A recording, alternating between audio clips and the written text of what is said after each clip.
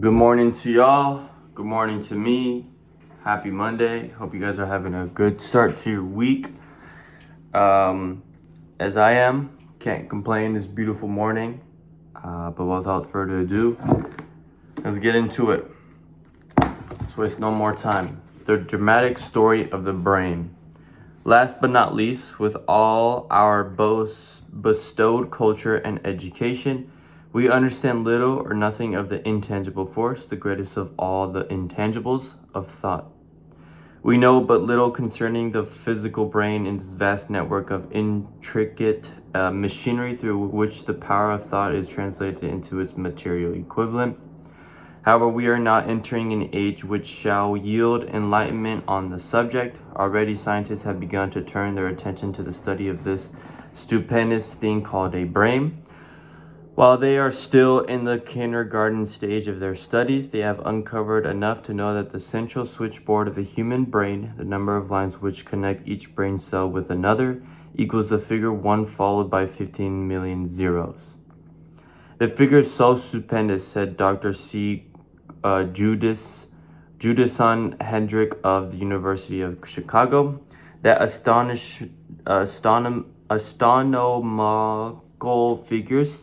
astronomical figures dealing with hundreds of millions of light years become insignificant by comparison. It has been demonstrated that there are from 10 billion to 14 billion nerve cells in the human cerebral cortex, and we know that these are arranged in defined patterns. These arrangements are not haphazard, they are orderly.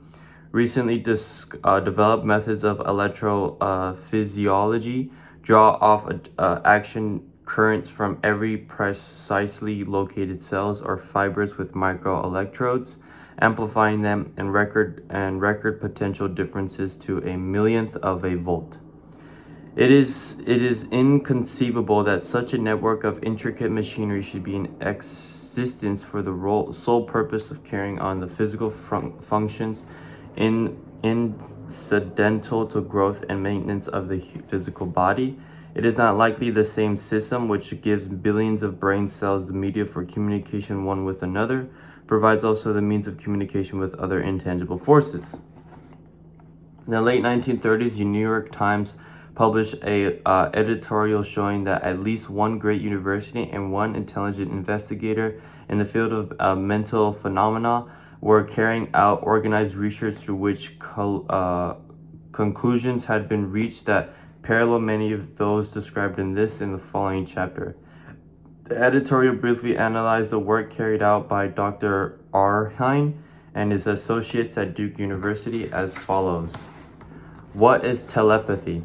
A month ago, we cited on this page some of the remarkable results achieved by Professor Ryan and his associates in Duke University from more than 100,000 tests to determine the existence of telepathy and clairvoyance. These results were summarized in the first two articles in Harper's Magazine. In the second that has now appeared, the author E.H. Wright attempts to summarize what has been learned or what it seems reasonable to infer regarding the exact nature of these extrasensory modes of perception. The actual existence of telepathy and clairvoyance now seems to some scientists enormously probable as a result of Ryan's experiments. Various percipients were asked to name as many cards in a specific pack as they could without looking at them and without other sensory access to them. About a score of men and women were discovered who could regularly name so many of the cards correctly that there was not one chance in many a million of their having done their fits by luck or accident.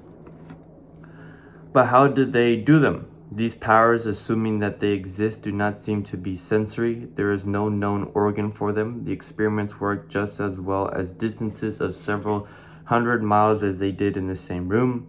These facts also dispose, in Mr. Wright's opinion, of the attempt to explain telepathy or clairvoyance through any physical theory of radiation. All known forms of radiant energy decline inversely as the square of the distance transversed. Telepathy and clairvoyance do not. But they do vary through physical causes as our other mental powers do. Contrary to widespread opinion, they do not improve when the percipient is asleep or half asleep. But on the contrary, when he is most wide awake and alert, Ryan discovered that a narcotic will invariably lower a percipient score, while a stimulant will always send it higher. The most reliable performer apparently cannot make a good score unless he tries to do his best. One conclusion that Wright draws with some confidence is that telepathy and clairvoyance are really one and the same gift. That is, the faculty that sees a card face down on a table seems to be exactly the same one that reads a thought reciting only in another mind. There are several grounds for believing this so far. For example, the two gifts have been found in every person who enjoys either of them. In every one so far, the two have been of equal vigor, almost exactly. Screens, walls, distances have no effect at all on either. Wright advances from this conclusion to express what he puts forward as no more than the mere hunch that other extrasensory experiences, prophetic dreams, premonitions of disaster, and the like, may also prove to be part of the same faculty. The reader is not asked to accept any of these conclusions unless he finds it necessary, but the evidence that Ryan has piled up must remain impressive. In the view of Dr. Ryan's announcements in connection with the conditions under which the mind responds to what he terms extrasensory modes of perception, I now feel privileged to add to his testimony. My associates and I have discovered what we believe to be the ideal conditions under which the mind can be stimulated so that the sixth sense described in the next chapter can be made to function in a practical way. The conditions to which I refer consist of a close working alliance between myself and two members of my staff. Through experimentation and practice, we have discovered how to stimulate our minds by applying the principle used in connection with the invincible counselors described in the next chapter. In doing so, we can, by a process of blending our three minds into one, find the solution to a great variety of personal problems submitted by my clients.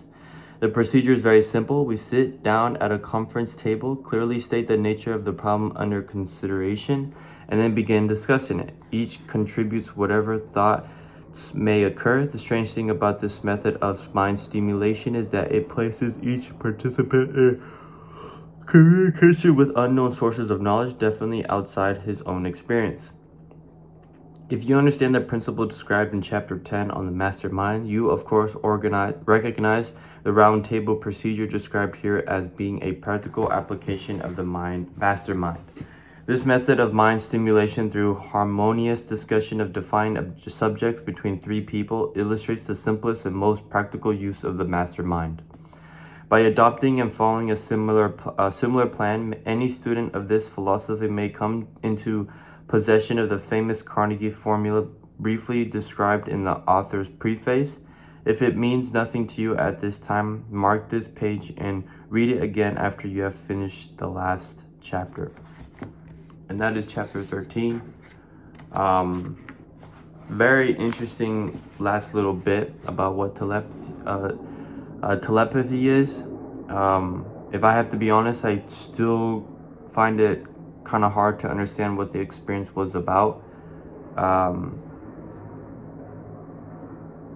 But, maybe that might come with more reading regarding it or understanding a little bit more. But anyways, moving on to chapter 14, which I believe is the last step to riches, as the book mentions. But we'll catch you later today. Peace.